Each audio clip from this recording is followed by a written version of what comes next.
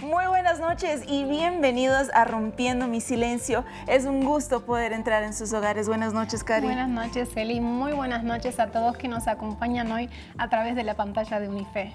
Así es, el día de hoy tenemos un programón porque estaremos hablando de un tema que es poco conocido, Karina.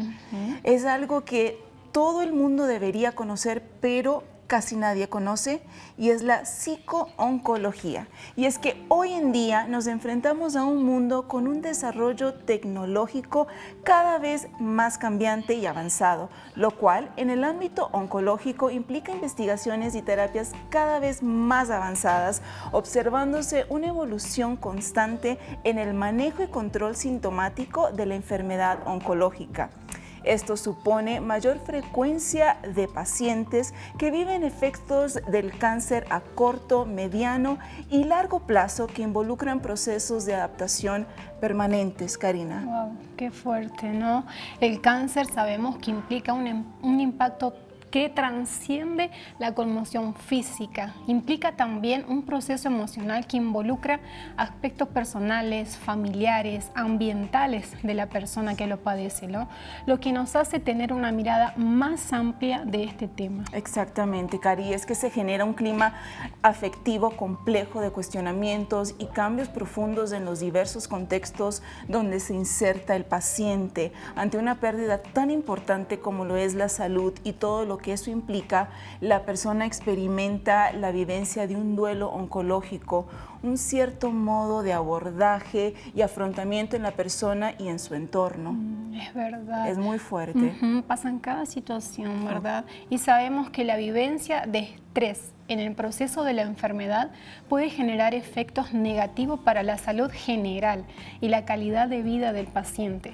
Además, existen trastornos psiquiátricos más prevalentes en la población oncológica en contraste con la población normal, lo que habla de una vulnerabilidad psíquica que requiere consideración y adecuación a las necesidades emocionales del paciente por parte del equipo de salud. Y es por eso que está la psico-oncología, ¿no? El día de hoy tenemos a una paciente de cáncer, una sobreviviente que nos estará contando su historia, nos estará contando lo difícil que fue para ella este diagnóstico y todo su proceso, y obviamente tenemos a los mejores especialistas acompañándonos el día de hoy para que usted pueda entender un poco más de lo que es la psico-oncología y lo que hace por todos los pacientes. Claro. Así que vamos a ver este pequeño informe y ya regresamos a nuestra sala con nuestros invitados del día de hoy. Ya volvemos.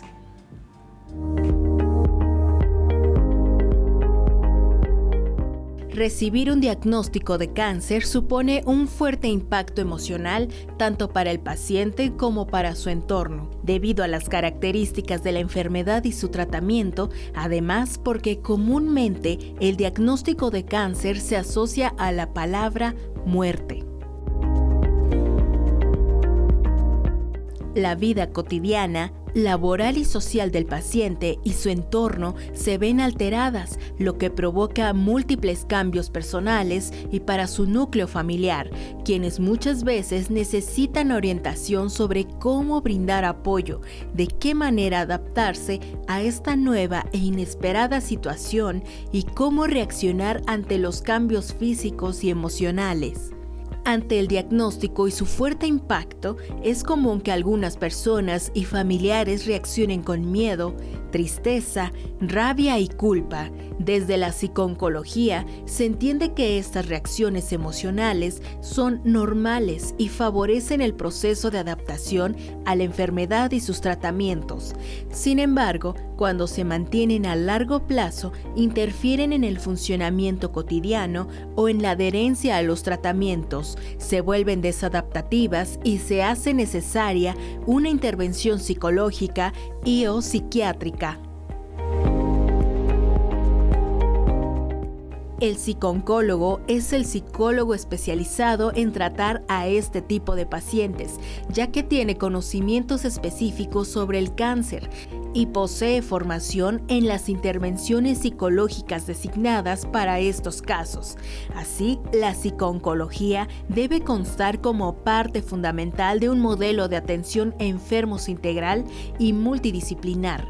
El proceso de esta enfermedad suele ser largo, el cual consta de distintos momentos a los que el paciente se va enfrentando y debe intentar adaptar. Por eso es importante ir conociendo las reacciones personales y de su entorno, con el fin de identificar conjuntamente aquellas que aportan a la adaptación y las que interfieren.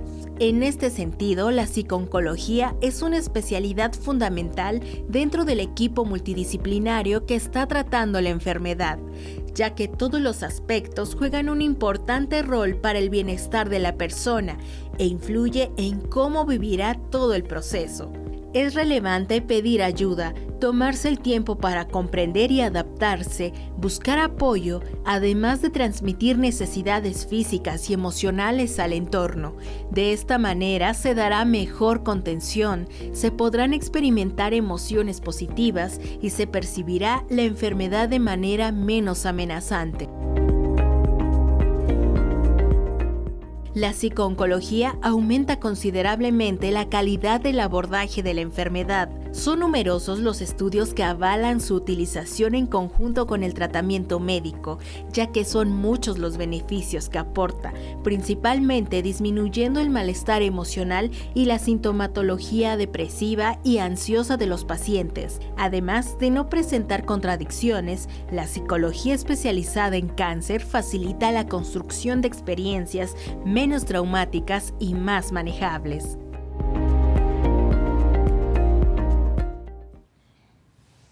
Y bien, ya estamos en nuestra sala y está con nosotros el doctor José Martínez Sánchez, presidente electo del Instituto de Investigaciones en Psicología Clínica y Social, y nuestra sobreviviente, la señora María Luisa. Un gusto poder tener a ambos en nuestra sala el día de hoy. Muy buenas noches. Y doctor, ya empezamos con la pregunta.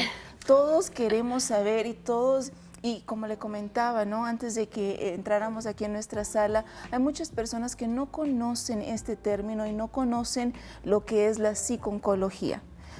Conocemos la psicología, el psiquiatra, el trabajador social, pero el psicooncólogo, la psicooncología, ¿de qué se trata?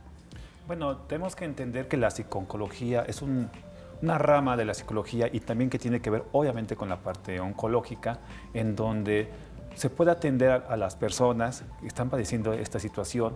Podemos atenderlo desde una parte preventiva, en el momento del diagnóstico, durante o después, o cuando ya no existe algún tratamiento curativo. Eso es lo que abarca toda la parte psicooncológica. Pero también hay que recordar que la parte de psicooncología puede trabajar con el individuo, con la familia, y también con el equipo de salud. Entonces, es donde podemos actuar nosotros, los que nos dedicamos a la parte de la psicooncología. Parte importante, ¿no?, que usted menciona que trabaja no solamente con el paciente, sino también con sus doctores y con su familia. ¿Cuál es la diferencia en tratar al paciente, la familia y sus doctores? Bueno, aquí tenemos que entender que el individuo no es un ente ahí solito, es un ente biopsicosocial espiritual, al cual hay que atenderlo de esta forma. La diferencia, yo no puedo atender a un paciente sin, veo aquí al paciente y atrás del paciente está la familia. Está la familia, el papá, el tío, el abuelo, incluso algunas veces hasta si es un chico o una chica que está en la escuela, los compañeros de escuela, los maestros. Entonces tenemos que atender todo ese conjunto del ser humano.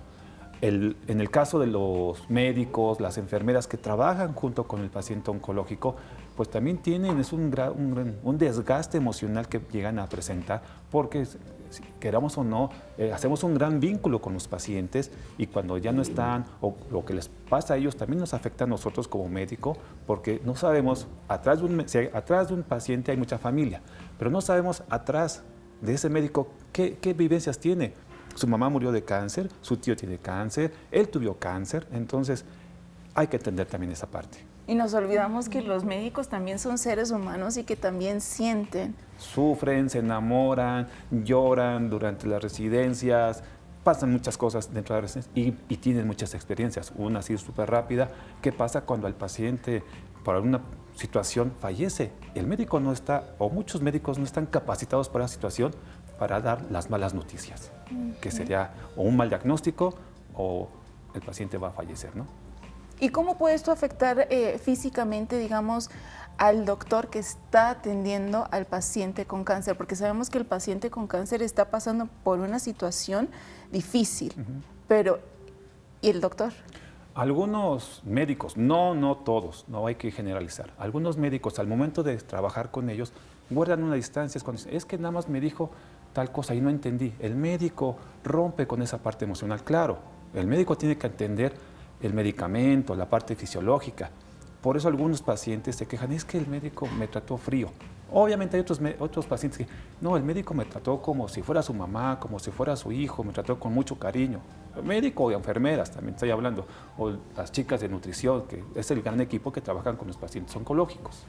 El equipo médico, ¿no? Todo el equipo médico. Claro, que tenemos que también pensar en ellos y como usted dice, ay no, hay veces que las personas dicen o los pacientes dicen, no, es que ese doctor no me gustó porque... Qué persona fría, ¿no? Sí. Me lo Sí. dijo muy así, qué frío. Muy de golpe. Ajá. Muy de golpe. Y hablando de esto, precisamente me estoy acordando de una experiencia que tuve, ¿no? De un doctor darle a un familiar la noticia de que su familiar había fallecido y ese doctor, antes de que entrara el familiar, me dijo, yo no puedo ser muy sensible con la persona porque es un momento duro para la persona y si yo soy sensible corro el riesgo de no pasarle a ella esa seguridad y que ella entienda qué fue lo que pasó con su familiar. Entonces al momento de que ellos entraron, el doctor le dijo, su familiar está muerto, hicimos todo lo posible, pero falleció y si uno lo ve así de frente es algo duro, pero era algo que él tenía que hacer. Sí, aquí en la situación sabemos que quién es el responsable del paciente es el médico y pues alguien tiene que dar este tipo de malas noticias. Ya después entra el equipo a intervenir, la ansiedad, la depresión, la crisis, entonces ya entramos ahí todos en conjunto, pero quien da la cara pues es el médico. Es el doctor y ahí está el psicooncólogo para poder apoyar a al la doctor. par, sí. Mire qué interesante, ¿no? Uno no conoce ese trabajo detrás, Por ¿no? detrás de los profesionales, ¿no? Sí, en algún momento decimos que somos los que cuidan al personal de salud. ¿Quién cuida a los cuidadores? Exacto, ¿quién los cuida? Y ahí es donde entran ustedes. También una parte de la psicooncología. Bien, interesantísimo. También a la familia. Es como que ustedes toman ese, no lo voy a decir como peso, pero toman esa responsabilidad de poder guiar desde la rama del cuerpo médico que ayuda al paciente hasta al propio paciente, ¿no? Pasando también por la familia. Sí, claro, sabemos que la familia aquí en México, ¿no? Tenemos muchos hijos, muchos papás, muchas mamás, digo mamás, porque a veces la abuelita es también la mamá. Entonces, cuando damos este tipo de noticias, tenemos que saber con qué va a contar esta persona, quién va a ayudar. Tenemos que detectar las alianzas temporales, lo que se presenta, porque también sabemos que se va a alejar la gente. Los familiares llegan todos, estamos afuera del hospital, el primer día, 2 días, pero cuéntame al 6º mes cómo estamos ya, nada más quedan 2. Y luego hay una cosa interesante, la persona que cuida también se cansa y se agota. ¿Y cómo está ese cuidador, no? Que también existe el estrés del cuidador. Sí, se cansa y hay que detectar esas ideas que tiene ese familiar cuidador principal y toda la familia. Digo, aunque no lo creamos, todavía existe hoy en este año, la gente que puede creer que el cáncer se contamina, se transmite, todavía pensamos. Es una idea ancestral, ¿no? Pero todavía se puede pensar eso. Y hay que detectar eso. O que el cáncer fue porque me pegué, porque fue un castigo de Dios, por algo malo que hice. Estoy buscando algunas veces una culpa. No sabemos que no es por ahí, ¿no? Saber entenderlo también y que el familiar lo entienda junto con el paciente. No, muchas veces no solamente el paciente sufre, a veces el familiar sufre más. Sí, sufren en silencio. Hay una cosa, un término de un español, de Gómez Sancho, dice la conspiración del silencio, ¿no? ¿Qué significa esto? Significa que yo paciente sé que estoy enfermo, pero no se lo digan a mi familiar. Y entra el familiar al consultorio sabemos que tiene cáncer, pero no le digan a mí. Pero no le digan. Pero no le digan. No, ¿sabes? En estos días que tuvimos la sobreviviente de cáncer de mamas, ella pasó por algo así Sí. que no quiso contarle a su mamá por causa de miedo cómo iba a reaccionar o porque su mamá estaba lejos, y tampoco llevarle ese peso a su papá que era ya de la tercera Ya edad mayor. y no sabía si iba a sobrevivir a una noticia así. Entonces es muy difícil también para un paciente recibir ese Y diagnóstico. que ella tuvo que pasar por ese proceso Solo. sola, Sí. ¿no? Sola, operación sola, Sí. tratamiento sola. Se curaba las heridas sola. Es muy fuerte, ¿no? Sí, o por ejemplo, ponen el caso de esta mujer con unos padres adultos mayor, pero ¿qué pasa cuando la mamá es la que está enferma y tiene hijos? Claro. No le digan a mis hijos, 5, 6, 8, 9 años, es que no se van a dar cuenta. Claro que se dan cuenta porque saben que rompemos la rutina, que ya mamá no me lleva a la escuela, que mamá ya no va a trabajar, que mamá se está quedando sin cabello, que mamá usa otro tipo de ropa, que mamá tiene olores diferentes, que mamá duerme ahora solita en la cama. ¿Por qué? Y se van dando cuenta a su estilo, a su momento, pero sí, no le digan a mi hijo. No, sí hay que decir la información. Exacto. Y luego nos sorprendemos ahí en los consultorios. Llega el chico, ¿qué tiene el chiquito? ¿Qué tiene? Ah, tu mamá tiene cáncer y así, ¿no? Y cuando saben la noticia, la mamá que sabe la noticia hasta descansa. Ajá. Claro, Sigue el porque es una sufrimiento. incertidumbre. Es que uno de los temas que se genera es la incertidumbre ante estas noticias. ¿Qué va a pasar con mis hijos, con mi casa, con mi milpa, con mis animalitos, con mis canarios, con mi trabajo, con mi rol, con mi estatus? ¿Dónde va a terminar? Son los duelos que veíamos al inicio de la cápsula. Esos duelos que, sí, obviamente la parte médica, la parte fisiológica. ¿Y los otros? ¿Los otros duelos dónde quedan? Claro, no, Esos son los que tremendísimo. trabajamos nosotros. No, buenísimo, buenísimo, ¿no? Porque es algo que realmente las familias están necesitando, los pacientes, familias, y ahora sabemos que también el cuerpo médico, ¿no? Y hablando de familias, tenemos una cápsula que habla precisamente de esto, ¿no? Todo lo que pasa en los familiares de pacientes de cáncer. Vamos a ver esta pausa y ya regresamos. El impacto de un diagnóstico de cáncer no solo se produce en la persona que tiene la enfermedad, sus familiares y amigos más cercanos también pueden verse afectados. Tener un familiar con cáncer se suele vivir con miedo, rabia, tristeza o incertidumbre, sentimientos que a veces se mezclan entre ellos o se combinan con el optimismo o la esperanza. Son las reacciones que pueden provocar un malestar notable en quien tiene un familiar con cáncer o pueden alterar su vida normal. A menudo tienen que acompañar al paciente a las frecuentes visitas al hospital, cambiar horarios y rutinas familiares. Los niños también notan los cambios, aunque se intente que les afecte lo menos posible. Muchas personas que tienen un familiar con cáncer piensan que su sufrimiento es secundario. Creen que la prioridad es el paciente y que el malestar de los familiares es menos importante y se debe ocultar, para no hacer aún mayor el problema. Pero en realidad el malestar de quien tiene un familiar con cáncer es igual de importante, y esta persona merece toda la atención para aliviar el sufrimiento, tanto para ella misma como para atender al familiar en el día a día con la enfermedad.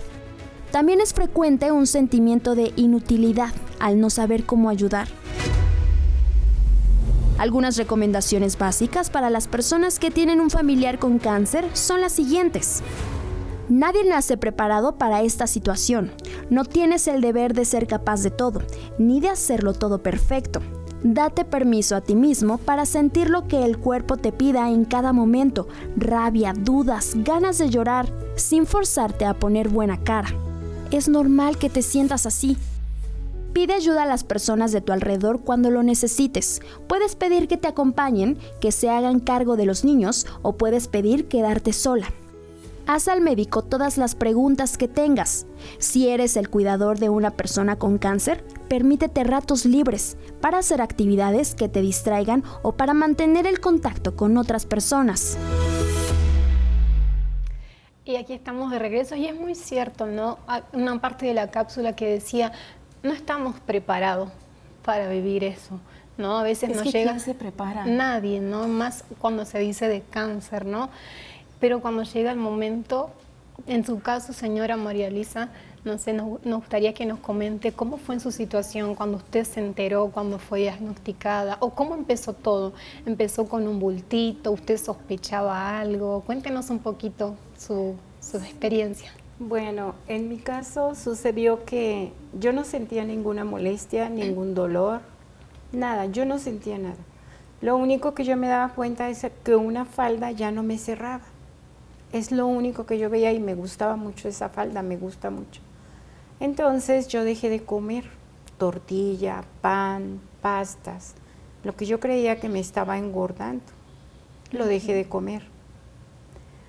Se llega el mes de octubre, que es el mes por excelencia para hacernos los estudios. ¿Cuánto tiempo pasó de ese episodio? Tal vez fue como por marzo, abril, mayo, junio, julio, agosto, septiembre, octubre. Bastante tiempo, ¿no? Sí, Meses. sí. Pero como no sentía ninguna molestia, yo no creía que fuera necesario ir al médico ni nada. En noviembre fui a hacerme el chequeo general y allí fue donde yo me di cuenta de que tenía una bola aquí en mi abdomen.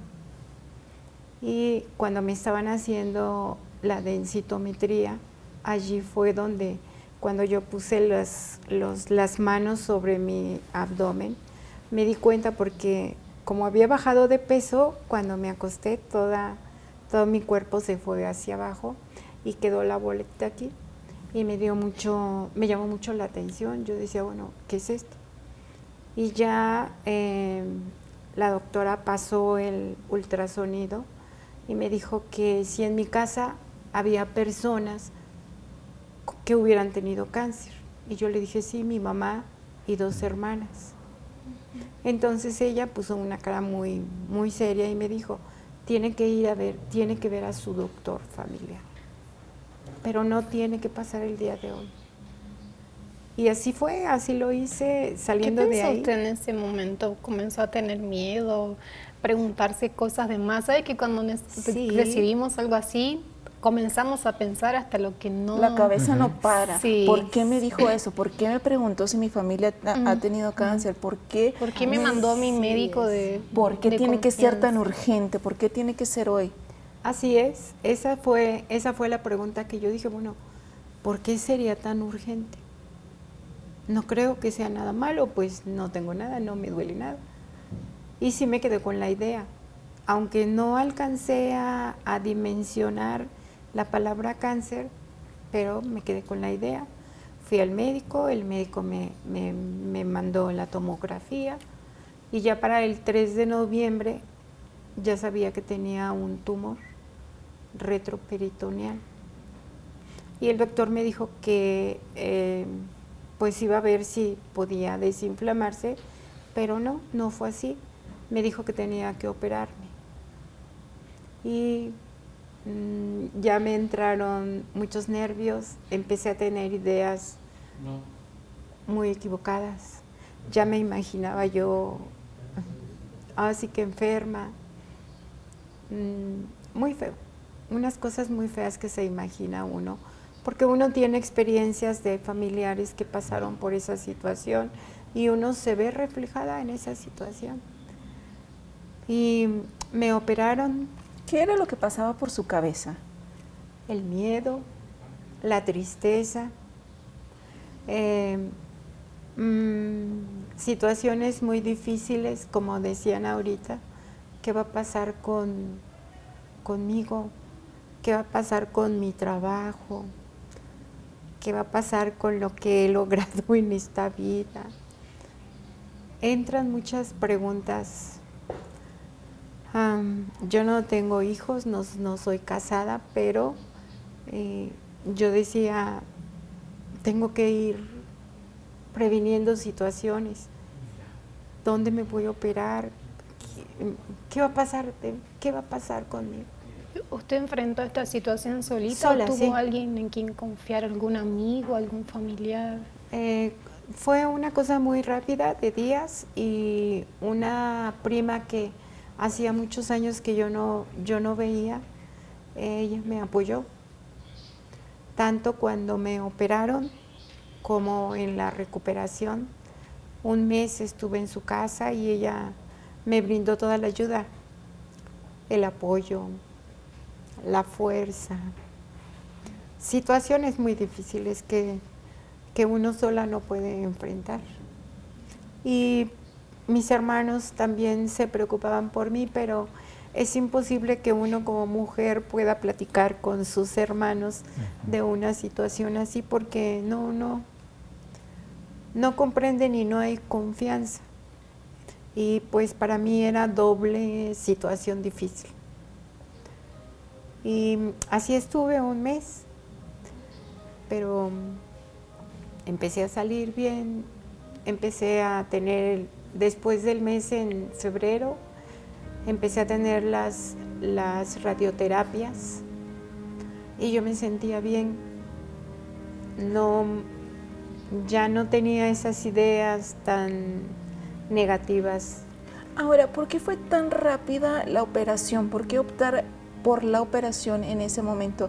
Por ejemplo, algo que me quedó sonando es que la doctora que la atendió le dijo, vaya y hágase esos estudios y vaya con este doctor inmediatamente. Por ejemplo, a la hora de dar un diagnóstico de cáncer, de tumor cancerígeno, en ese momento el doctor cuenta con un psicooncólogo allí para poder atender al paciente, o es algo que el paciente tiene que buscar por su cuenta? No, desafortunadamente no existe al momento esa diada. Seguramente en algunos hospitales puede ser que sí, pero en el 90% de los casos no está el paciente, está el doctor, una enfermera y ya. Ajá. Y sí, obviamente, pero sí el paciente debe de buscar apoyo psicológico. Es cuando ya se da el diagnóstico y entramos todos en acción.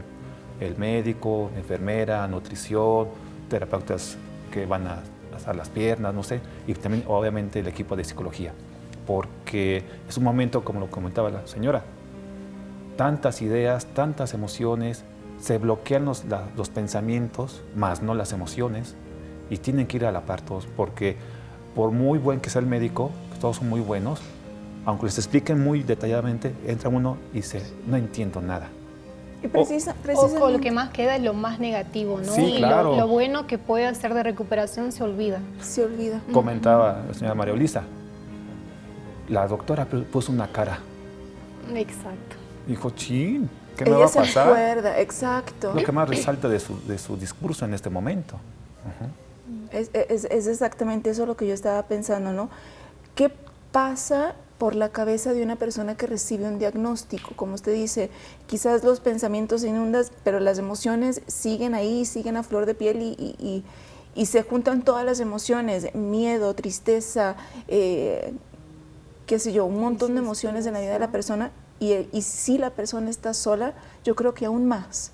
Sí, llega un momento de estar yo sola contra este momento, contra esta situación. Por eso la importancia de estos programas, de que después de un diagnóstico de este tipo o otros con una enfermedad de estas características, buscar apoyo psicoterapéutico.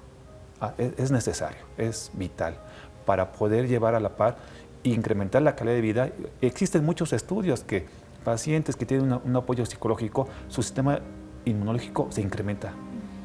Y bueno, y buscamos apoyo, detectamos las ideas irracionales, detectamos los miedos, las creencias, los sueños, porque luego están soñando, ¿qué van a soñar? Voy a soñar mi futuro, voy a soñar a mi papá y mi mamá que ya falleció. Comentaba aquí, mis familiares ya tenían cáncer. Dijo, yo también, es una herencia que tengo. Por eso decía, está el paciente y atrás están los familiares, no estamos solos. Está mamá, papá, abuelito, bisabuelito, todo lo que es la parte transgeneracional. Todos nos apoyan en ese momento y los que están al lado. Y la importancia de tener ese círculo de apoyo, ¿no? Incluso la señora María Elisa me llama muchísimo la atención que quien fue su apoyo era una prima lejana, una prima con la cual no tenía contacto, una prima con la que no hablaba, pero al verse con esta necesidad de un apoyo, de un familiar, fue ella. Se ofreció. quien se ofreció, fue Sí. ella quien en usted encontró un apoyo. Sí, así es. Ella me presentó al doctor que me operó, porque ella había pasado un problema parecido.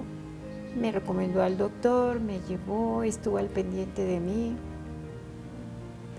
Estuvo allí apoyándole. Sí, pero el miedo no se quita. Claro, No no, se porque quita tenía el miedo. allí un apoyo, pero Sí. todo lo que usted estaba sintiendo, ese apoyo no se lo iba a quitar, ¿no? ¿Y cuántas no son las mujeres que precisamente están de esta manera? Mujeres y hombres, niños también, personas que sufren todos los días con estos diagnósticos, porque lamentablemente todos los días alguien está siendo diagnosticado, ¿no? Y la importancia de tener ese círculo de apoyo, esa persona que te pueda escuchar. Quizás esa persona no conoce absolutamente nada de lo que es esta enfermedad, a lo mejor esta persona nunca tuvo un familiar ni nunca cuidó de nadie, pero es importante poder compartir con esas personas allegadas a ti esta situación que estás pasando. No por miedo vas a ocultarlo, como nos decía el doctor, no por miedo se lo vas a ocultar a tu familia. Y es precisamente para eso, para lo que está rompiendo mi silencio, ¿no, Cari? Claro que sí. Si usted se encuentra en esta situación, le invitamos a que nos pueda escribir, mandar un mensaje. Están las voluntarias del Gólibo de Autoayuda que podrán estar atendiéndola, dando una orientación. Y si realmente no tiene esa persona al lado, ese apoyo al lado, puede contar con una Claro de ellas, que sí. ¿no? Que le van a estar atendiendo, orientando. Usted puede hacerlo al 55 86 64 52 00. Y aprovechar, ¿no? Aprovechar esta oportunidad para mandar sus mensajes, mandar mensajes de audio, llamarnos. El número telefónico es el mismo del WhatsApp, usted puede llamarnos. Si tiene alguna pregunta para el doctor, estamos aquí disponibles, Claro que sí. ¿no? Así que vamos a una pausa y regresamos. Ya volvemos.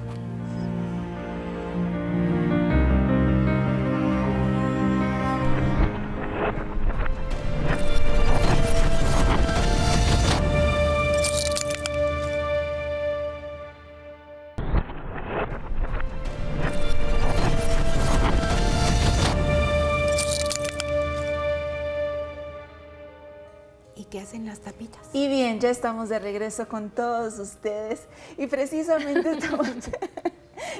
el programa es en vivo, estamos aquí platicando precisamente del banco de tapitas y la señora María Elisa nos dice qué es la ¿Qué casa hacen con las tapitas? y qué hacen con las tapitas en el banco de tapitas. Bueno, la semana pasada fuimos a visitar el banco de tapitas. Si usted no vio el programa, ya aprovechamos para invitarlos a ver el programa a través de YouTube, porque en YouTube se suben todos los programas que ya pasaron aquí en vivo y ustedes dicen, hoy me tocó trabajar y no pude ver el programa. Usted puede ir allá a YouTube de Rompiendo mi Silencio y ahí van a estar todos los programas que ya salieron al aire y precisamente este programa del Banco de Tapitas fue un especial que fuimos a hacer y ellos también tienen la Fundación Rapunzel que trabaja con trenzas, con cabello para hacer pelucas, para poder apoyar a todos los niños con cáncer y todos los niños que están pasando por esta situación y se va a llevar a cabo el día de mañana el trenzatón y será en el Parque Hundido, si no me equivoco. En pantalla van a estar apareciendo todas las informaciones. Será de las 10 de la mañana a las 2 de la tarde en Parque Hundido y usted puede ir allá y participar. Estará un grupo de estilistas que van a estar cortando precisamente el cabello de todas aquellas personas que quieran donar su cabello. Hay muchas personas que tienen el pensamiento, como era antes, de que el cabello tenía que ser virgen, que no podía ser un cabello teñido, que no podía ser un cabello tratado y no. Al día de hoy ya puede ser, ¿no, Cari? Claro, lo único que recomiendan es que sea trenzado de 30 centímetros, ¿no? Exactamente, una trenza que esté limpia, seca, obviamente el cabello seco, limpio, trenzado, que sea por lo menos una trenza de 30 centímetros que se pueda hacer para que usted lo pueda donar, obviamente para que ellos puedan hacer de este cabello una peluca para todos esos niños y personas que tanto lo necesitan. ¿Y qué hacen con las tapitas? Bueno, hacen infinidad Muchísimas de cosas impensables. Uno quedó así, esos lo hacen con tapitas, son muchísimas cosas y luego ellos de fabricarlas las venden como productos como ¿Qué había? Trapeadores hechos de tapitas, cubetas, por ejemplo, los manguitos de los trapeadores de las escobas, las cerdas de las escobas también son hechas de tapitas. Tienen muchísimas cosas, llaveros, cosas que uno diría, ¿eso se hace con tapitas? Sí. Y todo eso se vende para apoyar la casa de la Fundación Casa Tapitas, donde se acogen a diferentes familias y familias completas que están pasando por alguna necesidad. Podemos ver el caso de Lisette, que estaba allí porque tiene leucemia e iba ya a recibir la donación, ya iba a recibir el trasplante y ya estaban listos para irnos. Su familia es de Cancún y estaban todos allí para poder ya ir al hospital y hacer el trasplante de médula, ¿no? Fue un programa muy especial, ¿no? Fue muy especial y muy emotivo, ¿no? Sí. Podemos conocer a la familia completa y eso es lo que hace Rompiendo mi Silencio, ¿no? Romper este silencio a estas situaciones y todo lo que las personas a nuestro alrededor están sufriendo. Muchas veces vemos los tanques llenos de tapita y decimos, pero ¿para qué? ¿Para qué juntar una tapa? ¿De qué va a servir? Sirve de mucho. Sirvió para que Lisette pudiera tener un hogar donde quedarse aquí en la Ciudad de México, sirvió para que pudiera ella y su familia tener una comida, un almuerzo, desayuno, una cobija, una cama caliente para poder descansar. No, y hablábamos, ¿no? Después de ese día uno no ve una tapita de la misma manera. Realmente uno no vuelve a ver como una simple tapa y la bota.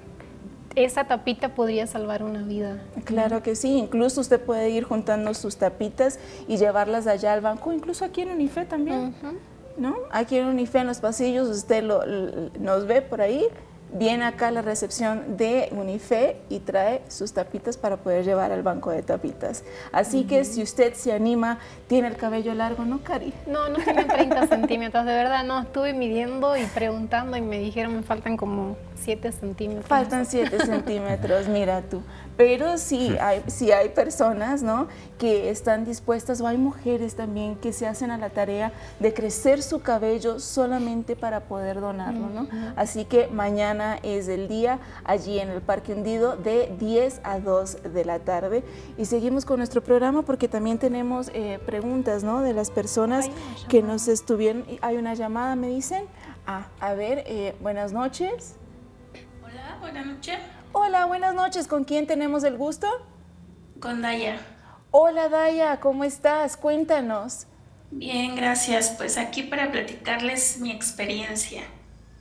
Bien, adelante, Daya. Pues yo no fui sobreviviente de cáncer, pero soy hija de una sobreviviente de cáncer. Entonces, lo que ustedes platican de que también para los familiares es difícil vivir esta situación, es verdad. Yo tenía como 14 años cuando a mi mamá la operaron y pues mi único trabajo en mi vida era la escuela. Entonces mi mamá era la que se encargaba de todo. Después de la operación pues fue así como que un poco de shock, un poco de impotencia, se te mueve el piso tremendamente, ¿no? Yo me acuerdo que yo tuve que aprender a cocinar, tuve que aprender a hacer las labores de la casa, tuve que aprender a ayudar a mi mamá, ¿no? Porque pues después de la operación ella no se podía mover. Fue difícil.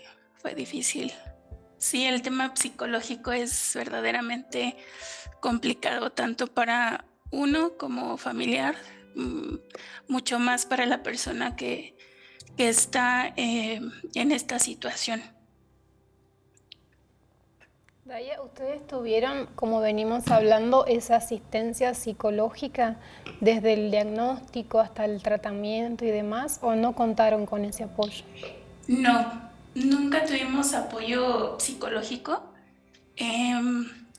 De hecho, mi mamá duró para diagnosticarle cáncer 3 años, porque íbamos a el Hospital de Salud Pública y le daban puro desinflamatorio porque decían que era un ganglio inflamado. Después, ya que mi mamá se empezó a sentir pues realmente mal, fue que acudimos a un hospital particular y ahí fue donde le dijeron, ¿sabe qué? Esta misma semana a usted lo operamos porque su cáncer ya es grado, en ese momento era 3. Ya después de que lo operaron se dieron cuenta que ya era 4, porque no solo le había abarcado hasta el seno, sino parte del brazo y había llegado hasta los pulmones. Entonces, cuando el oncólogo operó a mi mamá, su operación había sido marcada para determinadas horas y terminó siendo 2 veces, 3 veces más el tiempo por esta situación, ¿no?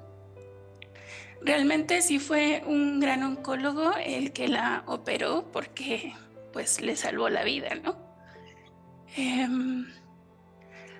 Después de la operación, como le habían diagnosticado que nada más era la bolita, al principio, pues no. Resultó que le hicieron una mastectomía radical a mi mamá, de la mama izquierda. Entonces, fue difícil para ella despertar y encontrarse con que ya no tenía su seno, ¿no? Y pues para nosotros la espera, para nosotros esa transición de una vida buena y ahora una vida con una situación complicada, fue difícil. Nunca tuvimos apoyo, la verdad que no. Y nadie tampoco la ofreció y nosotros en ese momento pues tampoco pensamos en buscarla. Es una situación realmente difícil, ¿no, Daya? ¿Cuántas no son las familias que están pasando precisamente por eso, ¿no?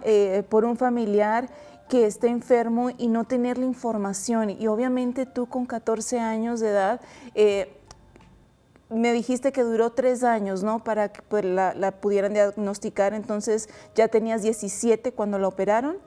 No, ella comenzó con su proceso de ir al hospital cuando yo tenía 11.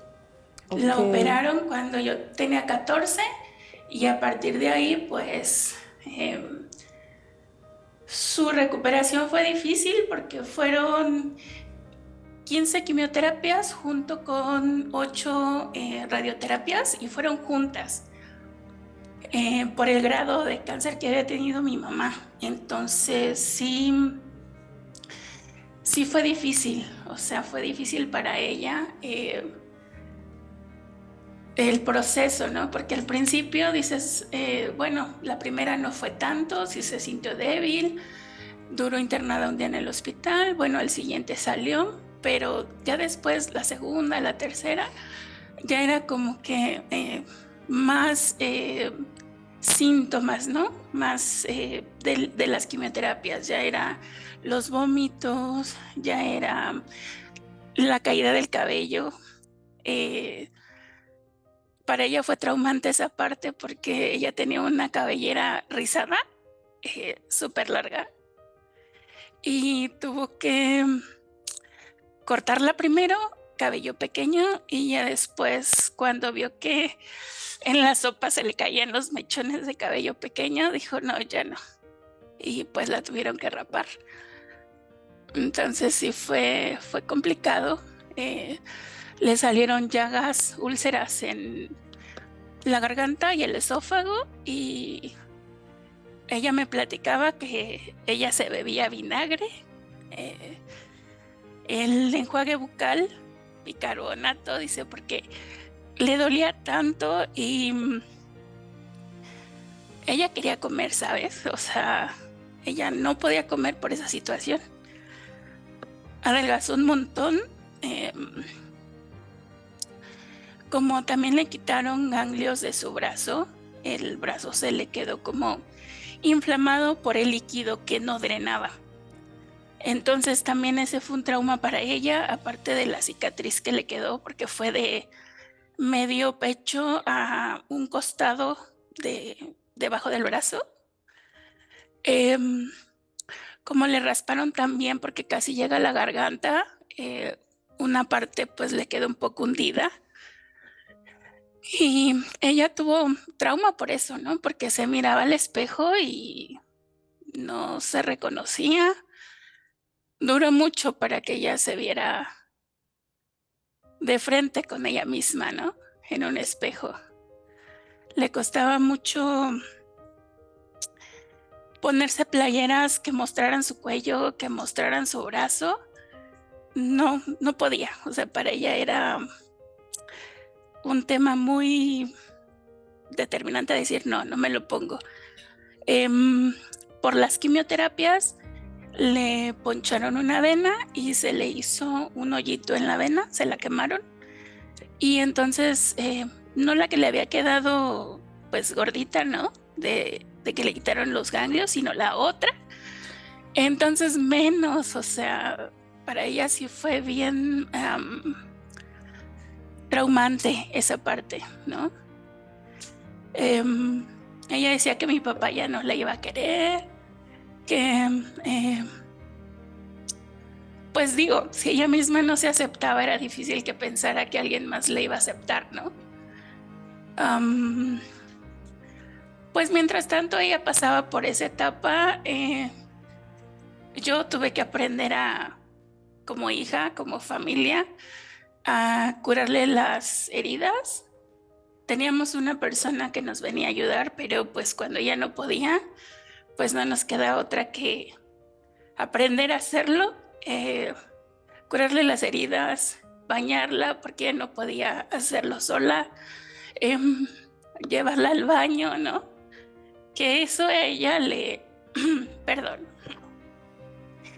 eso a ella le dolía mucho, ¿no? Porque ella era una persona autosuficiente y verse en ese estado le dolía mucho. No, Sí. Me imagino que para ti también es algo traumático, porque de ver una mujer fuerte, una mujer que cuidaba a su familia y verle en esa situación, tú nos comentas de cómo ella se sentía, pero me imagino que para ti, Daya, también era difícil. O sea, a tus 14 años estás creando también tus pensamientos, tu carácter, y tener que pasar por esa situación, me imagino que también fue sumamente difícil. Era difícil porque pues yo la veía así y mi pensamiento era,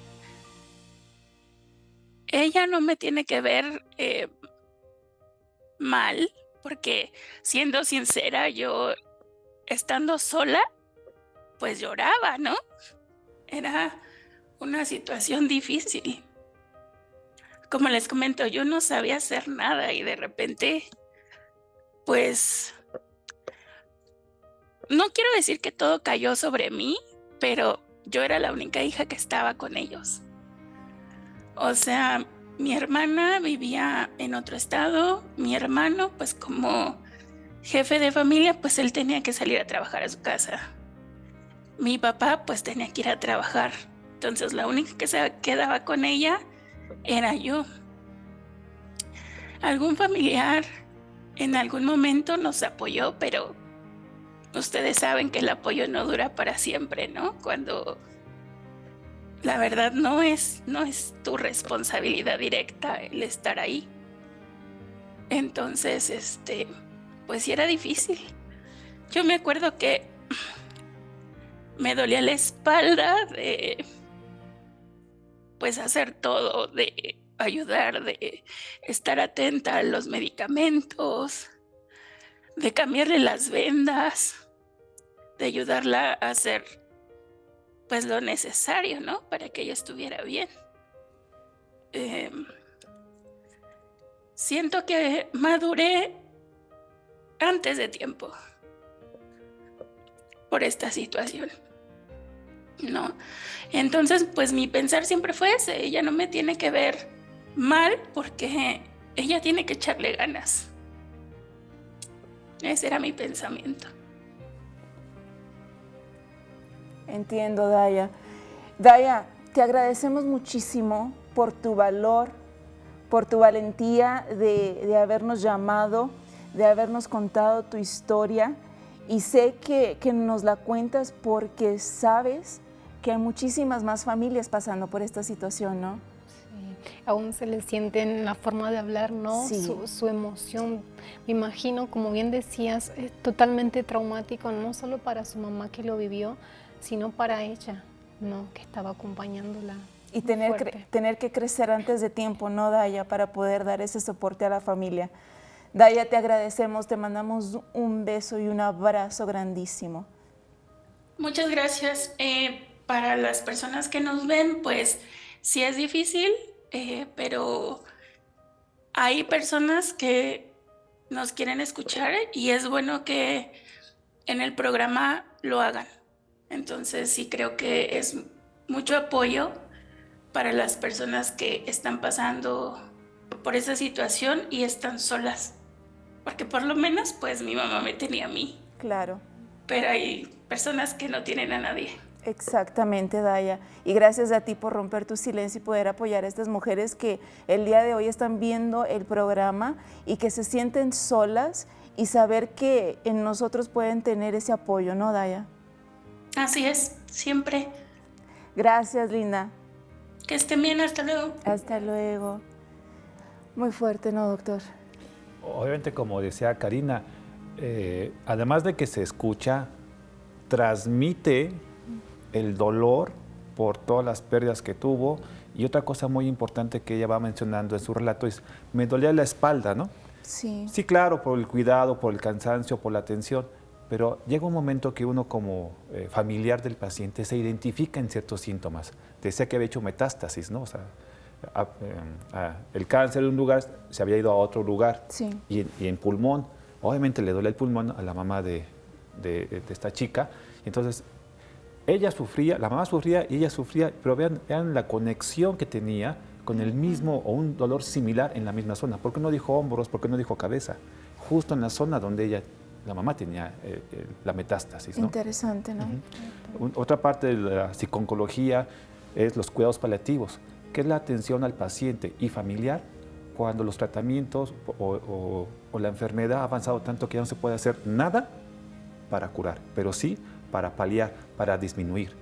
Y la atención de cuidados paliativos es desde el diagnóstico igual, cuando ya no hay nada que hacer para curar, hasta el momento de acompañar cuando el paciente ya llega a su momento, y la familia los acompañamos después en este proceso de duelo. En algunos momentos me ha tocado incluso acudir al funeral, a la cremación, y después tenemos reuniones. La atención del psicólogo o de cuidados paliativos puede ser también en el hospital, en el consultorio privado, y también en la casa, cuando el paciente ya no se puede mover, y después hacemos reuniones familiares y también atendemos a los pacientes en la casa o en los consultorios. O sea, se amplía. Bien. Nosotros estamos llegando a los minutos finales de nuestra programación, pero doctor, me gustaría que usted le diera algunas palabras a estas personas que el día de hoy nos están viendo, ya sean familiares o ya sean pacientes. Sí, lo comentamos hace rato. Al momento del diagnóstico, sí, obviamente háganle caso al oncólogo, vayan, hagan los estudios con el gastro, con el especialista que les indique, pero a la par, aquellas personas, vayan por favor a un proceso psicoterapéutico individual, de pareja o familiar. Eso va a favorecer, no va a quitar el dolor, pero va a ser el camino más suave, más tranquilo, y va a permitir que se enfermen menos, que tengan una mejor calidad de vida y que puedan vivir un poquito más, y las ideas, los pensamientos, y quitar el estigma. Una terapia no son para aquellos, decimos, estás loco, estás mal. No, es para aquellas personas que quieren vivir mejor, y hay muchos colegas que se dedican a esta área, diferentes corrientes. Acudan al corriente que ustedes crean que es conveniente. Obviamente, psiconcología, cuidados paliativos, psicoterapia, infantil, adultos, pareja, grupo. Hay muchas opciones y muchas instituciones que brindan estos servicios. Bien. Y esto estamos hablando ya del final, de la parte última, pero también podemos hacerlo, ¿no? Por ejemplo, en mi escuela, mis alumnos juntan tapitas. Exacto. Para esto. O sea, el cáncer lo podemos atender de diferentes formas, desde una tapita, decía Karina, muy importante, ya no ves una tapita igual, ya no. Hasta el momento cuando trabajamos con las funerarias, cuando trabajamos con los momentos en la crematoria. Claro que sí, la importancia también de buscar el diagnóstico pronto, ¿no? La mamá de Daya fue 3 años buscando este diagnóstico y buscando este tratamiento y de doctor en doctor y no pudieron encontrar hasta que ya estaba en una etapa avanzada. Entonces la importancia de estar siempre haciéndose sus chequeos, la importancia de siempre estar yendo con su doctor, no porque usted esté llamando una información, un mal para su vida, usted no lo está buscando, usted está buscando cuidar su vida, ¿no? Importante hacerse sus chequeos anuales. Señora María Luisa, en pocas palabras, ¿qué le diría a estas personas que el día de hoy nos ven? Así es, principalmente el checarse anualmente. Eso nos ayuda bastante a combatir la enfermedad, a detectarla antes de que se manifieste y salir adelante. Por otra parte, a mí lo que me ayudó muchísimo también fue el tener, digamos, a Dios conmigo. Yo tengo fe, la fe ayuda también bastante, ayuda muchísimo la fe, es determinante. Y pues ahorita, gracias a Dios, yo estoy bien y también les pido que volteen también para arriba y buscar la presencia de Dios ayuda muchísimo, transforma la vida. Bien, ya está. Les agradecemos mucho por haber acompañado a el licenciado, el doctor, a la señora María Luisa y a nosotras en el día de hoy. Fue un gusto poder entrar a sus hogares y nos vemos en un próximo programa de Rompiendo mi Silencio. Chao, chao.